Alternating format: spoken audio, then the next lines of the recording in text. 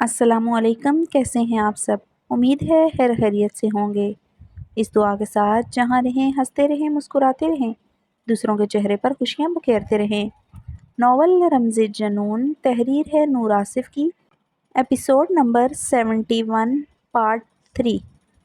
اگر آپ میرے چینل پر نئے ہیں تو جلدی سے جا کے میرے چینل کو لائک، شیئر اور سبسکرائب کریں تاکہ ہم 1K کا ٹارگٹ جلدی سے کمپلیٹ کر لیں۔ آئیں اپنے ناول کا آغاز کرتے ہیں۔ بس اتنا ہوا کہ سانس لی اپنی مرضی سے کبھی، بس اتنا ہوا کہ سانس لی اپنی مرضی سے کبھی، پھر عمر بھر کفن کی طرح غیرت اوڑھنی پڑی۔ زمر خان زاویار خانزادہ کو دیکھتے لٹھے کی مانند سفید ہو چکی تھی، جیسے اس کے جسم کا سارا خون کسی نے پل بھر میں نچوڑ کر رکھ دیا ہو۔ اس زاویار خانزادہ کو دیکھتے سوکھے پتے کی مانند کانپتے ہوئے پیچھے کی جانب نامحسوس انداز میں کھسک رہی تھی۔ زاویار خانزادہ خون اتری نگاہوں سے اسے اس بیہودہ لباس میں دیکھ رہا تھا۔ اس کی دماغ کی شریانیں پھٹ رہی تھی، رنگت آگ کی طرح سرخ تھی۔ فشار خون اتنی تیزی سے بلند ہو رہا تھا جیسے ابھی شریانوں سے بڑک کر باہر آ جائے گا۔ غیرت ابل ابل کر جوش مار رہی تھی۔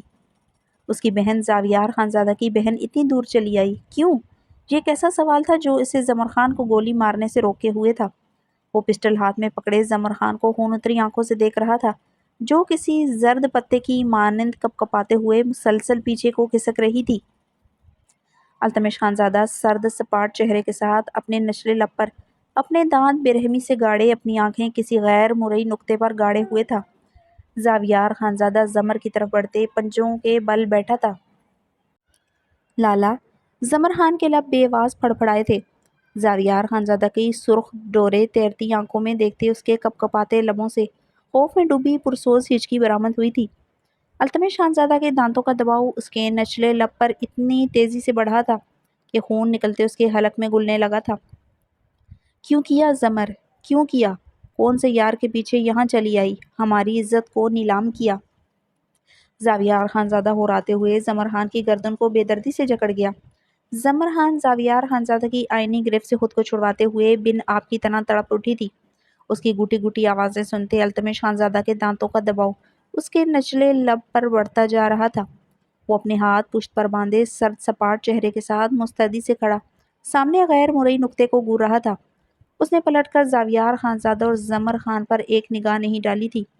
زمر خان اپنے دونوں ہاتھوں سے اپنی پوری قوت لگائے زاویار خانزادہ کی فولادی گرفت سے خود کو چھڑوا رہی تھی۔ اس کا چہرہ سرخ ہو چکا تھا، سرمئی آنکھیں باہر کو بلائی تھی۔ وہ بے بسی سے اپنی سینڈل پہنے پاؤں زمین پر بری طرح رگڑ رہی تھی۔ التمش خانزادہ کی کنپٹی سے پسینہ ٹپکتے اس کی سرخ و سفید نیلی ابلی گردن پر بہنے لگا۔ نچلا لب اس کے دانتوں میں آ کر شدید کچلا جا رہا تھا، زخم گہرا ہو چکا تھا۔ زمر خان کی مزاحمت اب رک گئی تھی، وہ آہستہ آہستہ بے جان ہو رہی تھی۔ زاویار خانزادہ کے پورے وجود کی رگیں ظاہر ہونے لگی تھی۔ وہ دانت پر دانت جمائے ہوئے تھا، اس کی کنپٹی پر ابھرتی موٹی نیلی رگیں بری طرح پھول رہی تھی۔ اس کی کنپٹی سے بھی پسینہ بہتا اس کی گردن اور شرٹ کو بھگو رہا تھا۔ زمر خان کے آخری سانس بھرتے وجود کو دیکھتے وہ دانت پر دانت جمائے چھوڑ گیا تھا۔ زمر خان اپنی گردن پر تھار تھرکے اوندے منہ گرتی اپنی بچی کچی سانسیں لانے کے لیے جدوجہد کرنے لگی۔ وہ بمشکل سانس لیتے اپنی گردن کو جکڑے ہوئے تھی، ٹوٹی بکھری سانسیں واپس آئی تھی۔ اسے کھانسی کا دورہ پڑا تھا۔ وہ اوندے منہ گری اپنی گردن کو جکڑے بری طرح کھانس رہی تھی۔ زاویار خانزادہ اپنی پسٹل ہاتھ میں جکڑے اپنی سیاہ شال گلے میں جٹکتے لاؤنج کے وسط میں اب چکر لگا رہا تھا۔ التمش اسی طرح اسی انداز میں کھڑا تھا مگر سیاہ آنکھوں کی سرخی بڑھتی جا رہی تھی۔ زمر خان زمین میں سماتے کھانستی ہی جا رہی تھی۔ اس کی سرمئی گلابی آنکھوں سے پانی کسی جھرنے کی طرح بہہ رہا تھا۔ کیوں کیا تم نے ایسا؟ بتاؤ، کس یار کس عاشق کے پیچھے یہاں چلی آئی؟ زاویار خانزادہ رکتے ہوئے اتنی زور سے دہاڑا تھا کہ اس اپارٹمنٹ کے در و دیوار اس کی دہاڑ سے لرز اٹھے تھے۔ زمر خان کا کپ کپاتا وجود مزید کپ کپانے لگا تھا مگر زاویار خانزادہ کے لبوں سے یار لفظ سن کر اس کی رگوں میں دوڑتا خون بڑک اٹھا تھا۔ اس کی شریانوں میں بھی وہی خون دوڑ رہا تھا جو زاویار خانزادہ کی شریانوں میں دوڑ رہا تھا۔ ڈرنا اس نے سیکھا نہیں تھا۔ اگر وہ ڈرتی ہوتی تو اتنا خطرناک قدم کیوں اٹھاتی؟ کوئی یار کوئی عاشق نہیں ہے میرا لالا۔ زمرحان کا کردار اتنا ہلکا نہیں جو کسی مرد کے لیے خود کو داؤں پر لگا دے۔ خبردار مجھے گالی دی۔ زمرحان سیدھے ہوتے حلق کے بل اتنی زور سے چیخی کہ اس کے گلے میں خراشیں پڑ گئی تھی۔ زاویار خانزادہ اس کے چیخنے پر مشتعل ہوتے اپنی پسٹل سے زمرخان پر فائر کر گیا۔ زمرخان کی دردناک چیخ گونجی تھی۔ التمش خانزادہ کے مضبوط قدم بری طرح لڑکھڑائے تھے۔ دل پہلو سے باہر نکل آیا تھا۔ زمرخان لبوں پر ہاتھ جمائے بری طرح کانپتے ہوئے اپنے بالکل پاس زمین کو دیکھ رہی تھی جہاں زاویار خانزادہ کی پسٹل سے نکلی گولی نے زمین پر چھید سا کر دیا تھا۔ گولی اس کے گرد آدھ انچ کے فاصلے پر آ کر لگی تھی۔ وہ بہت بری طرح ڈر گئی تھی۔ وہ بکھرے بالوں لرزتے بدن کے ساتھ اس چھید کو دیکھ رہی تھی۔ صرف آدھ انچ کا فاصلہ تھا۔ اگر زاویار خانزادہ کا نشانہ چوک جاتا تو یہ گولی سیدھا اس کے پہلو میں پیوست ہوتی۔ تم اچھی طرح جانتی ہو میرا نشانہ کتنا پکا ہے۔ نشانہ چونکنے کا مطلب یہی ہے کہ یہ گولی تمہیں مارنے کے لیے نہیں بلکہ ڈرانے کے لیے تھی۔ زاویار خانزادہ اس کی طرف بڑھتے پنجوں کے بل بیٹھتے پسٹل زمرخان کی پیشانی پر رکھ گیا تھا۔ اب تمہاری آواز اونچی ہوئی اس پسٹل سے باقی 5 گولیاں تمہارے سینے میں بے رحمی سے اتاروں گا۔ جانتی تو ہو مجھے اچھی طرح۔ یہ کرتے میں ایک پل نہیں سوچوں گا۔ اس زمرخان کی پیشانی پر پسٹل کی نوک کا دباؤ بڑھاتے خون اشام درندے کی مانند غرا رہا تھا۔ جانتی ہوں لالا۔ زمرخان سسکتے ہوئے رو پڑی تھی۔ وہ پیچھے کی طرف کھسکتے صوفے کے ساتھ جا لگی تھی۔ بکھرے بال، گال اور گردن پر انگلیوں کے نشان، پیشانی پر زخم سرمئی آنکھوں میں سرخ دبے سے بن رہے تھے۔ وہ بری طرح ہچکیاں بھر رہی تھی۔ زاویار خانزادہ پنجوں کے بل بیٹھے اس پر قہر بار نگاہ گاڑے ہوئے تھا۔ وہ اس کی چھوٹی بہن تھی، اسے بے حد عزیز بھی تھی، مگر اس وقت وہ اس کی غیرت کو جیسے للکار چکی تھی۔ اسے زمرخان کے گال اور پیشانی پر انگلیوں اور زخم کے نشان نظر ہی نہیں آئے تھے، ورنہ وہ التمش خانزادہ کا ہاتھ کاٹ دیتا جس سے اس نے اس کی بہن کو چھوا تھا۔ نظر آ رہی تھی تو زمرخان کے بدن پر لپٹی فٹنگ میں وہ ساڑی جو اس کے خاندان کی عورت پہننے کا سوچ بھی نہیں سکتی تھی۔ وہ اس اپارٹمنٹ میں جس خلیے میں موجود تھی اس کا صاف مطلب تھا کہ اس نے یہ لباس کسی غیر مرد کے لیے پہنا ہے۔ بتاؤں کیوں کیا زمر؟ کیوں ہماری عزت کو داغ لگایا؟ زاویار خانزادہ پاگل ہوتے چیخا تھا۔ زمرخان اسے جیسے زندہ درگور کر چکی تھی۔ نہیں لگایا کوئی داغ لالا، میں نے ایسا کچھ نہیں کیا۔ زمرخان پھر سے اشتعال کھوتے چیخ اٹھی۔ گلے میں پھر سے خراشیں پڑی تھی۔ زاویار خانزادہ کا باری ہاتھ اٹھتے زمرخان کا دوسرا گال لال کر چکا تھا۔ زمرخان کا سر صوفے سے جا ٹکرایا تھا۔ اس کی پیشانی سے خون بہنے لگا تھا۔ وہ پیشانی پر ہاتھ رکھتے درد سے بری طرح سسکنے لگی تھی۔ التمش خانزادہ کے پشت پر بندے ہاتھوں کی مٹھیاں سختی سے بنچی تھی۔ فلیٹ میں گونجتی زمرخان کی سسکیوں میں اس کی بند مٹھیوں کی کڑکڑاہٹ تک بخوبی سنائی دی تھی۔ کلام سے یہاں اتنے گھنٹوں کا سفر تن تنہا طے کرتے چلی آئی۔ کہہ رہی ہو تم نے ہماری عزت کو داغدار نہیں کیا۔ بتاؤ کس حرامزادے کا فلیٹ ہے؟ کس کے لیے آئی تم یہاں؟ زاویار خانزادہ بلند بانک آواز میں دہاڑا تھا۔ لالا وہ اتنا کہتے ہی پھوٹ پھوٹ کر رو دی تھی۔ اس نے ماڈلنگ کے لیے حویلی چھوڑی۔ مقابل یہ سب سنتے ہی اسے موت کی ہی سزا دیتا۔ موت کو اتنے قریب دیکھ کر اس کی سسکاریاں بلند ہوتی جا رہی تھی۔ موت کی خواہش کرنا اور موت سے ملنا 2 الگ الگ احساسات تھے۔ وہ سر پر کفن باندھ کر حویلی سے نکلی تھی۔ پکڑے جانے پر اپنا انجام جانتی تھی، مگر اب بے درد موت سے خوف سے کھائی بیٹھی تھی۔ اس کی ساڑی پسینے سے تر ہو چکی تھی۔ بتاؤ، وہ پھر سے دہاڑا تھا۔ میں نے حویلی کسی مرد کے لیے نہیں، اپنے کیریئر، اپنے خوابوں کے لیے چھوڑی تھی۔ وہ اپنے نم گال ہتھیلی سے رگڑتے زاویار خانزادہ کی آنکھوں میں دیکھا تھا۔ مرنا ہی تھا تو آنکھوں میں آنکھیں ڈال کر کیوں نہیں؟ وہ اپنی سرد سرخ آنکھیں زاویار خانزادہ کی سیاہ خون اتری آنکھوں میں گاڑ گئی تھی۔ کون سا خواب، کون سا کیریئر جس نے تمہیں بے پردہ ہونے پر مجبور کر دیا؟ زاویار خانزادہ نے دہکتے انگارے چبائے تھے۔ زمرخان کی پیشانی پر پسٹل کی نوک کا دباؤ بڑھا تھا۔ زمرخان خاموشی سے زاویار خانزادہ کو دیکھ رہی تھی۔ بتاؤ۔ زاویار نے غراتے ہوئے پسٹل کا چیمبر کھینچا۔ ماڈلنگ کرنا چاہتی تھی، وہ یکدم چیخی تھی۔ التمش خانزادہ نے اس کے چیخنے پر جبڑے بھینچتے خود پر قابو پایا تھا۔ لفظ ماڈلنگ التمش خانزادہ کو کن پٹی پر گولی کی طرح لگا تھا۔ ماڈلنگ کا سن کر زاویار خانزادہ کی آنکھوں سے جیسے خون ٹپکنے لگا تھا۔ اس کی کن پٹی کی رگیں مزید پھولنے لگی تھیں۔ میری دوست زرتاشا کا کزن ماڈلنگ کرتا تھا۔ اس نے مجھے بھی کہا یہ میں ماڈلنگ کی دنیا میں اپنا نام بنا سکتی ہوں۔ میری اس حبس زدہ حویلی سے جان چھوٹ جائے گی۔ وہ سسکتے ہوئے ٹوٹے لفظوں سے بتا رہی تھی۔ زاویار خانزادہ کا خوف اس کے رگ رگ میں سما رہا تھا۔ وہ اپنی موت قبول کر چکی تھی جس پر زاویار خانزادہ کا نام لکھا جا چکا تھا۔ زاویار خانزادوں سے مشتعل نگاہوں سے گھورتے ہوئے اس کی پیشانی پر پسٹل کی نوک کا دباؤ بڑھاتے ہی جا رہا تھا۔ عبید سے میں نے بہت بار فون پر بات بھی کی تھی۔ اس نے مجھے کہا کہ مجھے اس سب کے لیے اسلام آباد آنا ہوگا۔ یہاں سے وہ مجھے کراچی لے جائے گا، جہاں سے میری ماڈلنگ کے کیریئر کا آغاز ہوگا۔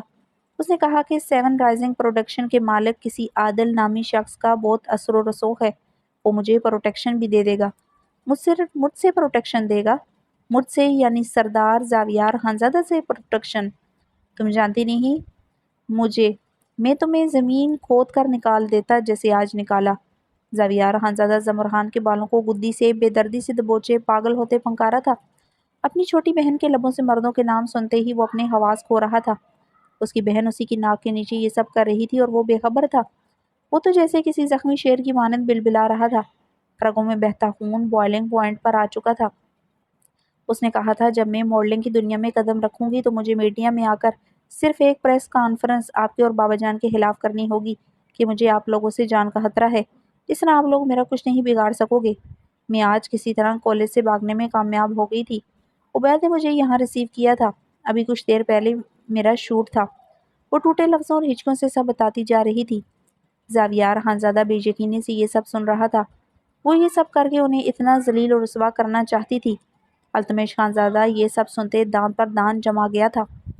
وہ اس عورت سے شدت کا عشق کرتا تھا، مگر یہ سب سنتے اس کا دل کر رہا تھا زاویار خانزادہ سے پہلے وہ اسے ابدی نیند سلا دے۔ کہاں ہے وہ حرام خور؟ زاویار خانزادہ نے طیش و علم سے چیختے ہوئے زمر خان کے دوسرے گال پر بے دردی سے تھپڑ مارا۔ وہ پھوٹ پھوٹ کر روتے زمین کا حصہ بنی تھی۔ اندر ہے وہ؟ زمر خان اوندے منہ گری چیخ چیخ کر رو دی تھی۔ زاویار خانزادہ پاگل ہوتے پسٹل کے ٹریگر پر ہاتھ رکھتے اندر کمرے کی جانب بھاگا تھا۔ التمش خانزادہ اس بار حرکت بھی نہ کر سکا تھا۔ وہ کسی مرد کے ساتھ اس فلیٹ میں تنہا تھی، وہ بھی اس حلیے میں، اس لباس میں، وہ لباس جو اس کے بدن پر موجود تھا مگر پھر بھی سب کچھ عیاں تھا۔ التمش خانزادہ جیسے پتھر کا سا ہوا تھا۔ وہ پتھر کا ہوا تھا مگر دل کے درد نے شدت اختیار کی تھی۔ پورا وجود بھڑکتی آگ کا گولا بنا تھا۔ دل کر رہا تھا وہ اس لڑکی کے دل میں 6 کی 6 گولیاں اتار دے، وہ آخری سانسیں گن رہی ہو، وہ پھر بھی اسے زندہ کر کے اسے موت دے، اور وہ یہ کرتا چلا جائے، کرتا چلا جائے۔ وہ اس فلیٹ میں کسی مرد کے ساتھ تھی۔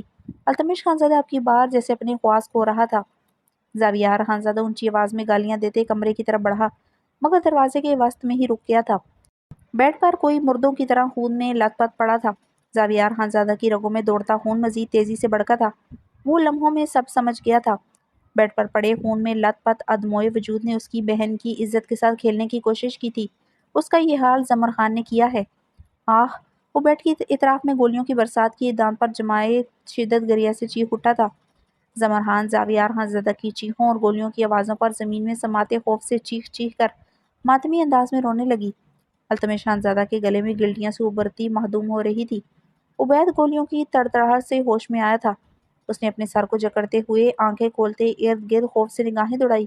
سامنے کھڑے انسان کو دیکھ کر وہ خوف سے اٹھ کر بیٹھا تھا۔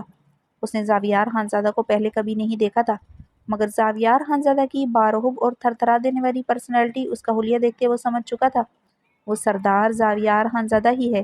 اٹھ کر بیٹھتے اب خوف سے کانپ رہا تھا۔ زاویار خانزادہ نے اس کی طرف بڑھتے پسٹل کی نوک سے اس کا جبڑا بری طرح چیرا تھا۔ عبید کی فلک شگاف چیخیں گونج اٹھی تھی۔ زاویار خانزادہ پسٹل کی نوک اس کے چہرے پر بے دردی سے مارتے جا رہا تھا۔ زمر خان بھی باہر بری طرح چیخ رہی تھی۔ وہ جانتی تھی عبید کے بعد اس کا حال بھی زاویار بد سے بدتر کرنے والا تھا۔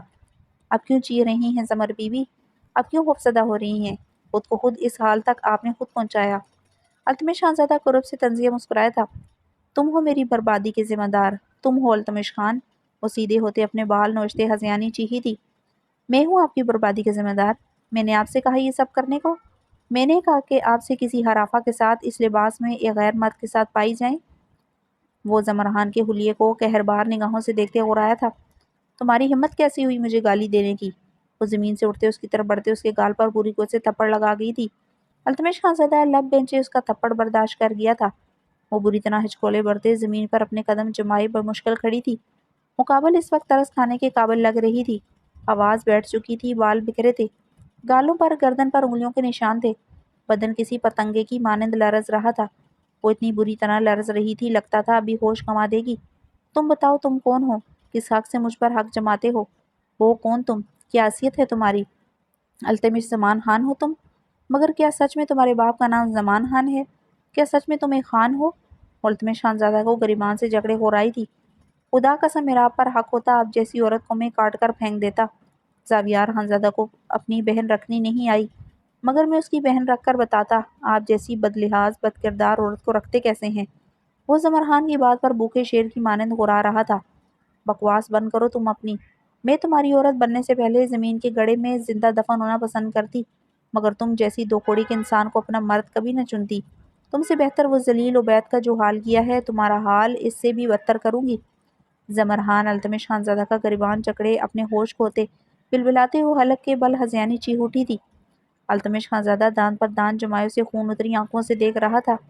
وہ مقابل کی ٹوٹی بکھری ہوش کھوتی حالت دیکھتے بمشکل خود پر قابو پا رہا تھا۔ عبید کو گریبان سے جکڑے گھسیٹتے ہوئے باہر لاتے زاویار خانزادہ کے قدم زمر خان کی چیخوں پر رک چکے تھے۔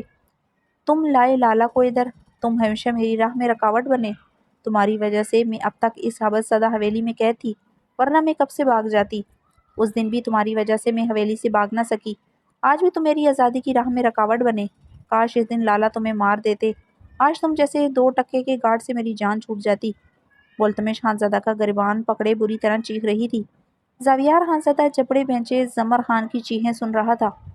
یہی 2 ٹکے کا گارڈ اب تمہارا مالک بنے گا۔ زاویار خانزادہ دہاڑتے ہوئے عبید کو لاؤنج کے فرش پر دھکیل گیا۔ عبید اوندے منہ گرتے چیخ اٹھا تھا۔ عبید کے خون سے فرش رنگین ہوا تھا۔ وہ پھر سے اپنے ہوش کھو بیٹھا تھا۔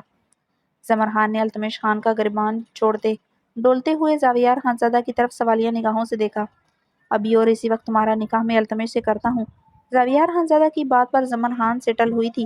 اس کی زبان شوق سے گنگ ہوئی تھی، وہ کچھ بول ہی نہ سکی تھی۔ التمش خانزادہ اپنے نچلے ہونٹ کو بے دردی سے کچلتے عبید خان کو سرخ آنکھوں سے دیکھ رہا تھا۔ وہ زاویار خانزادہ کی بات سنی انسنی کر گیا تھا۔ شیب بات مختلف حالات میں ہوتی تو وہ خود کو دنیا کا خوش قسمت ترین انسان سمجھتا۔ اس وقت تو اس کا دماغ معاف تھا، رگوں میں دوڑتا خون لاوے کی طرح ابل رہا تھا۔ وہ اپنی سرخ آنکھیں عبید پر جمائے ہوئے تھا، جس کے ساتھ زمر خان اس حویلی میں اس لباس میں تھی۔ التمش خانزادہ کا بس نہیں چل رہا تھا عبید کے زخمی وجود میں اپنی پسٹل کی گولیاں اتار دے۔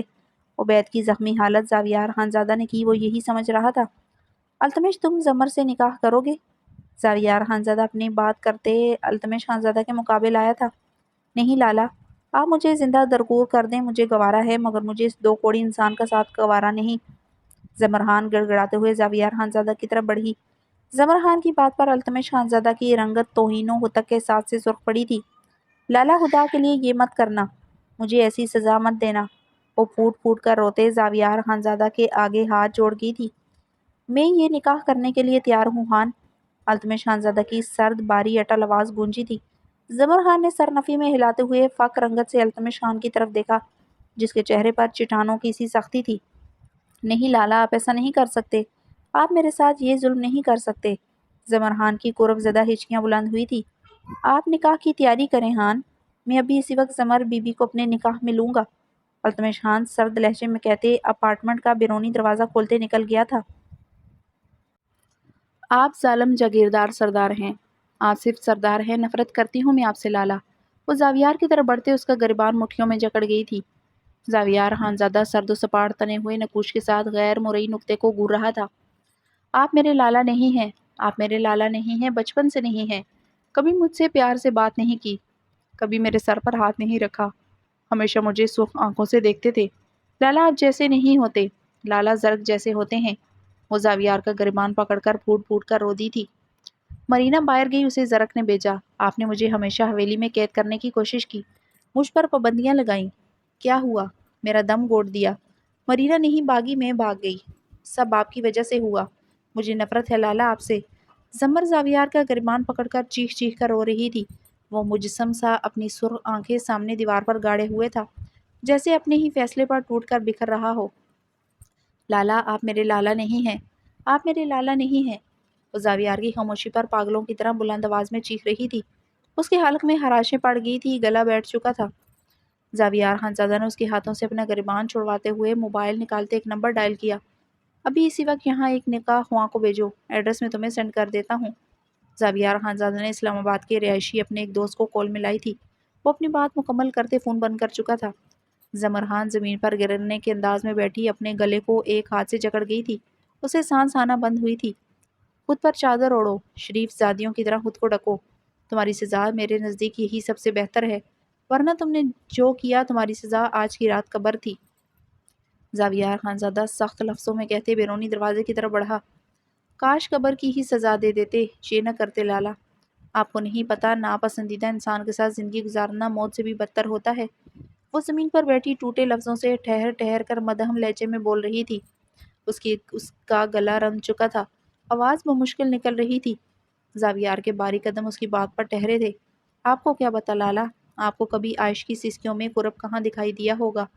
آپ کو کیا پتا ناپسندیدہ مرد عورت کے لیے کتنا بڑا امتحان ہوتا ہے۔ اس کے چھونے سے عورت دن رات بستر پر پل پل مرتی ہے۔ آپ مرد تو اپنی حوث پوری کرتے ہیں، تاوان تو عورت ادا کرتی ہے۔ وہ اب ہیجانی کیفیت سے بول رہی تھی۔ محبت کے بغیر نکاح وہ زخم ہوتا ہے جو عورت روز اپنی ہتھیلی پر چھپاتی ہے۔ تم جسے رشتہ کہتے ہو وہ میرے لیے اذیت ہے، ایسی اذیت جس میں سانس تو لوں گی پر جی نہیں پاؤں گی۔ تم مرد ہو لالا، تمہیں نہیں معلوم کہ عورت کسی ناپسندیدہ مرد کے ساتھ بستر پر نہیں قبر میں سوتی ہے۔ وہ چھوئے گا اور میں ٹوٹ جاؤں گی، وہ چھوئے گا اور میں ٹوٹ جاؤں گی۔ تم خوش ہوگے کہ تم نے فرض نبھایا۔ وہ زمین پر اجڑے حلیے میں بیٹھی کھوئے کھوئے انداز میں بولتے ہنس رہی تھی۔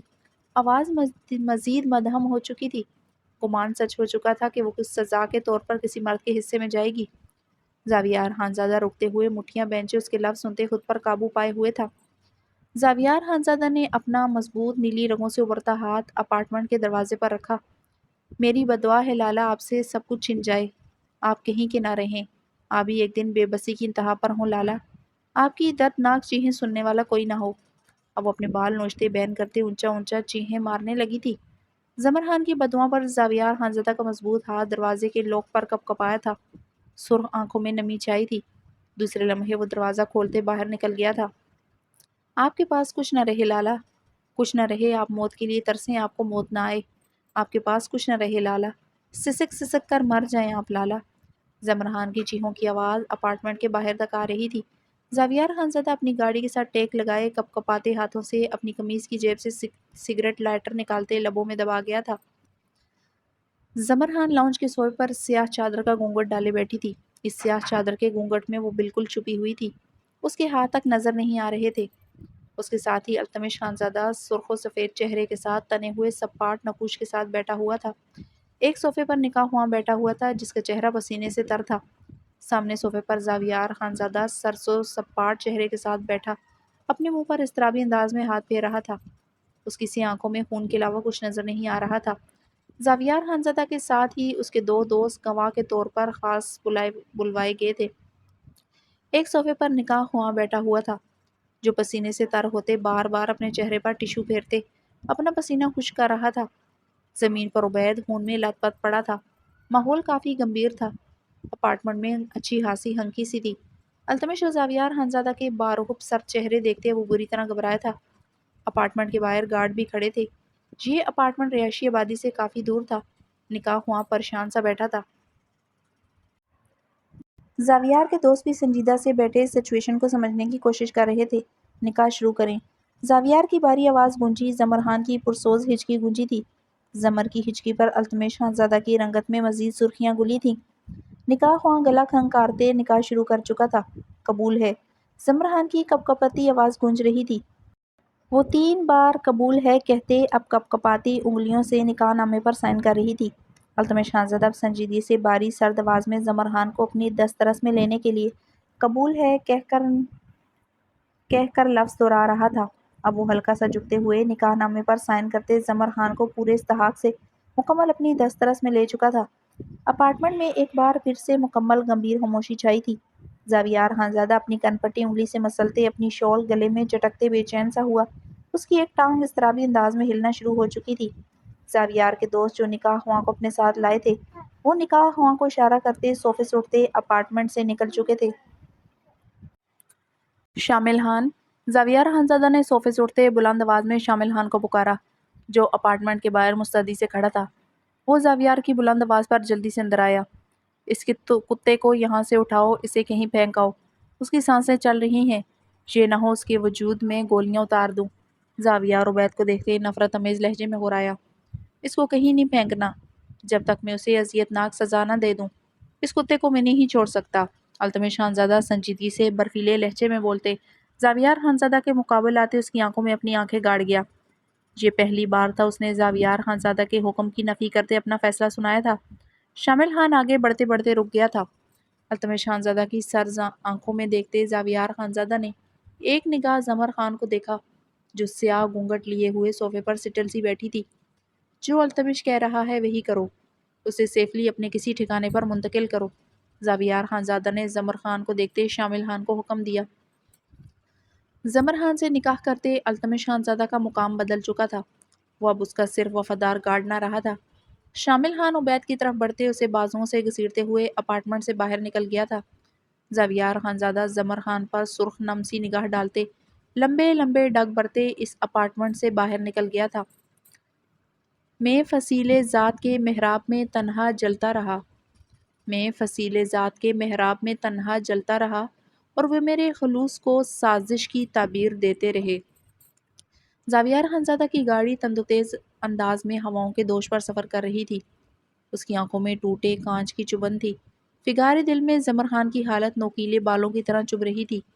میری بدعا ہے لالا آپ سے سب کچھ چھن جائے، آپ کہیں کے نہ رہیں، آپ بھی ایک دن بے بسی کی انتہا پر ہوں لالا، آپ کی دردناک چیخیں سننے والا کوئی نہ ہو۔ وہ اپنے بازو سے اپنی بے حد سرخ آنکھیں بے بار بار مسلتے ایکسیلیٹر پر پاؤں کا دباؤ بڑھاتے ہی جا رہا تھا۔ زمر خان کی بددعاؤں سے نہیں، اپنے فیصلے کی وجہ سے اس کا دل اب کسی طوفان کی زد میں آیا ہوا تھا، جیسے سب کچھ اس کے ہاتھ سے نکل گیا ہو۔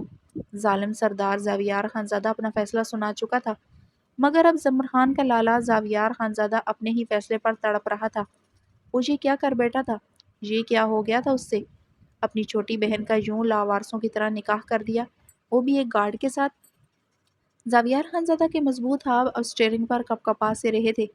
زمر خان کے لیے سب نہیں سوچا تھا، جب بھی سوچا زرا خانزادہ سوچا تھا، اب اسے اپنے ایک وفادار گارڈ کو سونپ پایا تھا۔ زاویار خانزادہ کو جیسے سانس آنا بند ہوئی تھی۔ زاویار خانزادہ کم پر سمجھوتا نہ کرنے والا آج کم تر پر سمجھوتا کر آیا تھا۔ وہ اضطرابی انداز میں اپنی پچھلی گردن ایک ہاتھ سے سہلانے لگا، آنکھوں میں ریت سی اتر آئی تھی۔ التمش خانزادہ اسے جان سے بڑھ کر عزیز تھا، وہ اس کے لیے اپنی جان داؤ پر لگا سکتا تھا، مگر اپنی بہن اپنی زمر اسے سونپنے کا سوچ بھی نہیں سکتا تھا، نہ کبھی کسی بھی سچویشن میں سوچا تھا۔ زرق نہیں تو وہ کوئی اور زرق جیسا اپنی برادری میں زمر کے لیے تلاش کر رہا تھا۔ زاویار خانزادہ نے اپنی کنپٹی انگلی سے سہلاتے ہوئے اسٹیئرنگ کو مضبوطی سے جکڑا۔ اعلیٰ خاندان، زمین و جائیداد، اسٹیٹس کا مالک انسان زمر خان کے لیے خواہش رہی تھی۔ کیا تھا التمش خانزادہ کے پاس؟ 2 کمروں کا کچا مکان، اس کے پاس تو باپ کا نام ہو کر بھی نہیں تھا۔ آہ!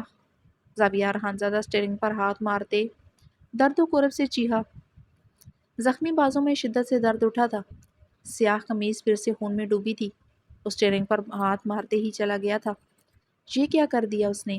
یہ کیا ہو گیا تھا؟ آج پہلی بار وہ اپنے فیصلے پر پچھتا رہا تھا، وہ شدمت سے پچھتا رہا تھا۔ اگر وہ یہ سب نہ کرتا تو شاید زمر خان کی جان لے لیتا۔ وہ گہرے سانس لیتے اپنی شرٹ کے اگلے بٹن کھولتے ہوئے اپنی گھٹی سانسیں بحال کرنے لگا۔ وہ اگر آج اسے التمش خانزادہ سے نکاح کرنے کی سزا نہ دیتا، وہ سچ میں اس کی جان لے لیتا۔ اس نے خود سے زمر کو بچایا تھا، مگر اب اس کا اپنا دل میں ٹیسیں سی اٹھ رہی تھی۔ یہ کیا کر دیا تم نے زمر؟ یہ کیا کیا تم نے؟ زاویار کے لب زیر لب کپ کپا رہے تھے۔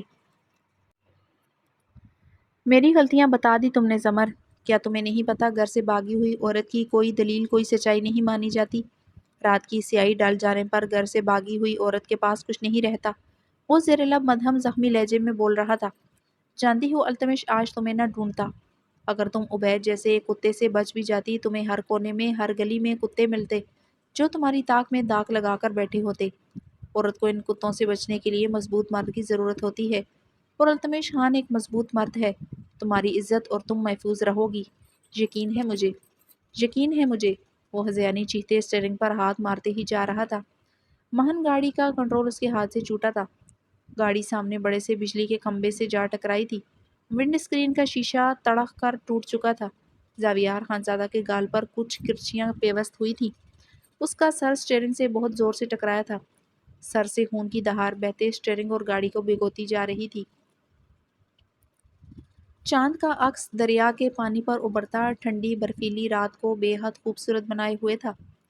لکڑی کے چرچراتے پل پر کھڑے سیاہ چادر میں لپٹے دو ہیولے ایک دوسرے کی باہوں میں سمائے ہوئے راز و نیاز میں مصروف تھے۔ زرمش ریڈ بلاؤز اور لہنگے میں ملبوس آریان خانزادہ کے سینے میں سمائی ہوئی تھی۔ وہ اس کے اور اپنے گرد زرمش کی سیاہ گرم چادر لپیٹے ہوئے تھا۔ وہ اس وقت بلیو جینس پر سفید سینڈو پہنے ہوئے تھا۔ وہ لکڑی کے اس بوسیدہ چرچراتے پل کے کنارے پر بندھی رسیوں کے ساتھ ٹیک لگائے زرمش کو خود میں بینچے ہوئے تھا۔ آریان خانزادہ کی مضبوط باہوں کے حصار میں سردی کی شدت کم ہو گئی تھی، بلکہ زرمش کو اس کے حصار میں حدت محسوس ہو رہی تھی۔ وہ زرمش کی کمر پر حصار مضبوط کرتے اس کی بیک لیس پشت پر جہاں کمزور سی ڈوریاں بندھی تھی، وہ اس کی دودیا پشت پر اپنی انگلیاں اس انداز میں پھیر رہا تھا کہ زرمش اس کے حصار میں گدگداہٹ سے کسمسانے پر مجبور ہو جاتی۔ وہ زرمش کے کسمسانے پر زگ زیگ کے انداز میں اس کی پشت پر انگلیاں پھیرتے اسے مزید تنگ کرنے لگتا۔ آریان کا ہاتھ اس کی کمر پر بے باکی سے لپٹتے مزید بے باکی سے نیچے کی طرف سرکنے لگا۔ زرمش اس کی بے باکی پر سرخ گلاب ہوتے اس کی باہوں میں مچل اٹھی تھی۔ اس کے مچلنے سے لکڑی کا پل بری طرح چرچرایا تھا۔ آریان اس کے سینے سے لپٹتے اس کی چوڑی کمر کے گرد اپنے ہاتھ مضبوطی سے باندھے اسے خوفزدہ انداز میں پکار اٹھی۔ آریان خانزادہ بلند و بانگ قہقہ لگاتے اسے مزید شدت سے خود میں سما گیا تھا۔ آریان خانزادہ کے جاندار قہقہے پر پل پھر سے ڈولا تھا۔ وہ مزید شدت سے اس میں سمائی تھی۔ ہے مائی لیزی بونز، اس طرح لپٹو گی تو معاملہ گمبھیر ہو جائے گا۔ میری جان سولی پر لٹکا رہی ہو، تمہاری جان بھی عذاب کر دوں گا۔ وہ زرمش کی تھوڑی نرمی سے جکڑے اس کی ہیزل گرے آنکھوں میں جھانکتے باری مخمور آواز میں بولا۔ زرمش اس کی ذومعنی باتوں پر سرخ گلاب ہوتے نگاہیں جھکا گئی تھی۔ کیا چاہتی ہو تمہاری جان عذاب کر دوں؟ وہ اس کے سرخ گلاب عارض پر جھکی لرزتی گنہری پلکوں کو نرمی سے چومتے گمبھیر آواز میں بولا۔ وہ اپنی اداؤں سے اسے خود کے لیے ہر پل بے قرار کر رہی تھی۔ سامنے کھڑی لڑکی کو کل تک پانا اسے دو دھاری تلوار پر چلنے کے مترادف لگ رہا تھا، اور آج وہ بنا کسی تلوار پر چلنے کے مکمل طور پر اس کی ہو چکی تھی۔ مقابل اگر اس سے خوف کھا رہی ہوتی تو یوں کبھی نہ شرماتی۔ وہ اس کی باہوں اس کی قربت میں سرخ گلاب ہونے لگتی تھی۔ سامنے کھڑی ہیزل گرے آنکھوں میں خوف پل بھر کو لہراتا، پھر وہ مسکرانے لگ جاتی تھی۔ وہ چاہ کر بھی اپنا خوف ڈھونڈ نہ پاتا۔ آریان خانزادہ اب غلطی سے بھی سائر خان کا نام لبوں سے نہیں نکالنا چاہتا تھا، نہ اب وہ سامنے کھڑی لڑکی کے لبوں سے یہ نام سن سکتا تھا۔ سائر خان ایک نام نہیں، ایک آگ تھی جو اس کے وجود کو جلا کر خاکستر کر دیتی تھی۔ تمہاری جھکی حیا سے لرزتی پلکیں کہہ رہی ہیں تمہیں میرا عذاب میں ڈالنا بے حد پسند ہے، اور تم چاہتی ہو میں تمہاری جان نکال کر رکھ دوں۔ وہ جھکتے ہوئے اس کی لرزتی پلکوں کو نرمی سے چوم گیا۔ زرمش کی دل کی منتشر ہوتی آریان کی سماعتوں میں بجنے لگی تھی۔ مجھے چیک کرنے دو یہ دل کی دھڑکنیں کیا کہہ رہی ہیں۔ آریان خانزادہ نے اپنا ہاتھ اس کی طرف بڑھایا ہی تھا، وہ مزید سرخ پڑتے اپنے قدم پیچھے کی جانب بڑھا گئی۔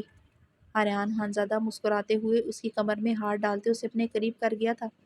چلو ہاتھ سے نہ صحیح اپنے لبوں سے چیک کر لیتا ہوں، مسز خان کا دک دک کرتا دل آخر کیا کہہ رہا ہے۔ آریان خانزادہ اس کی کمر میں مضبوطی سے ہاتھ ڈالے اسے پیچھے کی طرف بینڈ کرتے اس کی دھڑکنوں پر جھک گیا تھا۔ زرمش کی سسکیاں اس چرچراتے پل پر گونجنے لگی تھی۔ وہ اس کی نازک کمر کو بینڈ کیے اس پر جھکے اس کے دل کے مقام کو شدت سے چوم رہا تھا۔ زرمش کے بلاؤز کی ڈوریاں وہ پہلے ہی کھول چکا تھا، بلاؤز سینے سے ڈھلک آیا تھا۔ سیاہ شال ان دونوں کے وجود سے گھسٹتی لکڑی کے پل کی زینت بنی تھی۔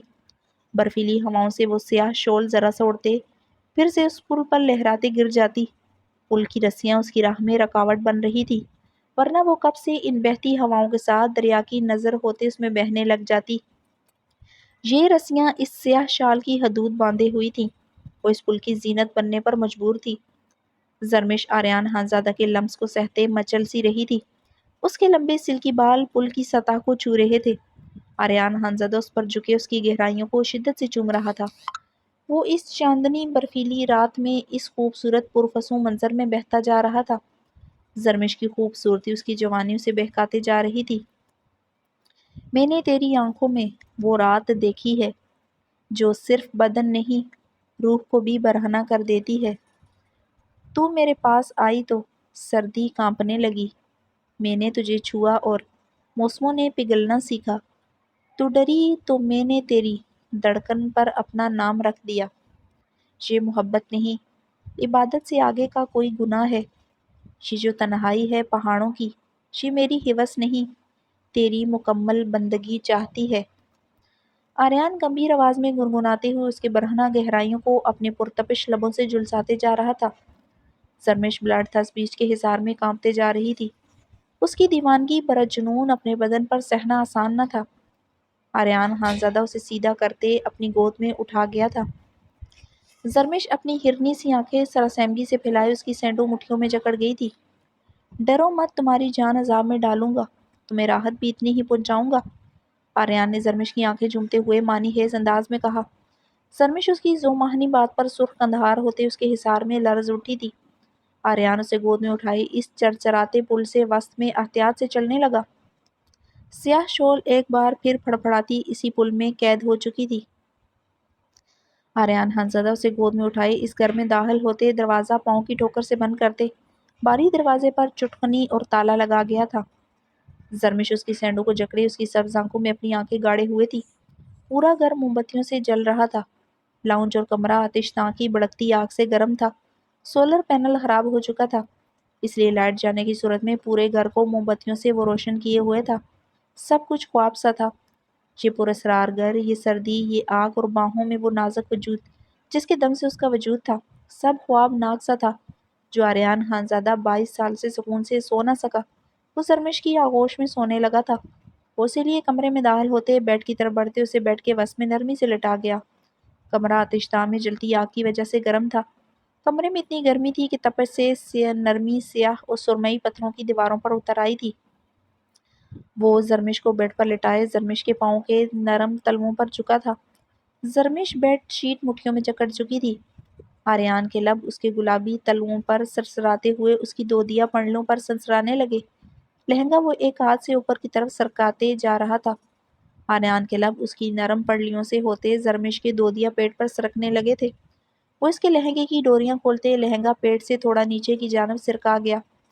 زرمش کا دودیا پیٹ واضح ہونے لگا تھا۔ آریان کے لب اس کی دودیا پیٹ پر سرکنے لگے تھے۔ زرمش اس کے لبوں کی حدت اور بے باکیوں پر پسینے سے تر ہوتی رخ پلٹ گئی تھی۔ آریان خانزادہ کی گہری گرم نگاہیں اس کی دودیا بے داغ پشت پر آن ٹھہری تھیں۔ وہ اس کی پشت پر جھکتے ہوئے اس کی خمدار کمر کو اپنے لبوں سے چھوتے وہاں اپنے دانتوں کی مہریں لگانے لگا۔ زرمش آریان کے وزن کے نیچے دبی پسینے سے تر ہو رہی تھی۔ سانسوں میں ہلچل مچی تھی۔ وہ اس کے بال اس کی گردن سے نرمی سے پیچھے کرتے اس کی پچھلی گردن پر اپنی پرتپش سانسیں چھوڑتے اسے ماہی بے آب کی طرح تڑپانے لگا۔ زرمش اس کی سانسوں کو تپش سے بری طرح تڑپ اٹھی۔ وہ اس کے کندھوں کو اپنے ہاتھوں سے نرمی سے دباتے ہوئے اس کے کندھوں کو چومنے لگا۔ زرمش کی گرفت بیڈ شیٹ پر مضبوط ہوتی جا رہی تھی۔ وہ اسے سیدھا کرتے اس کے چہرے کو نرمی سے اس کی گرے آنکھوں میں جھانکنے لگا۔ وہ اس کے پسینے سے تر چہرے کو تھامے اس کے سرخ گالوں کو اپنے انگوٹھے کے پوروں سے سہلا رہا تھا۔ "Hey lazy bones, you really are slow today. Not even a single kiss for me. I will kiss you from head to. Not it's only fair you touch me back with those lips of yours.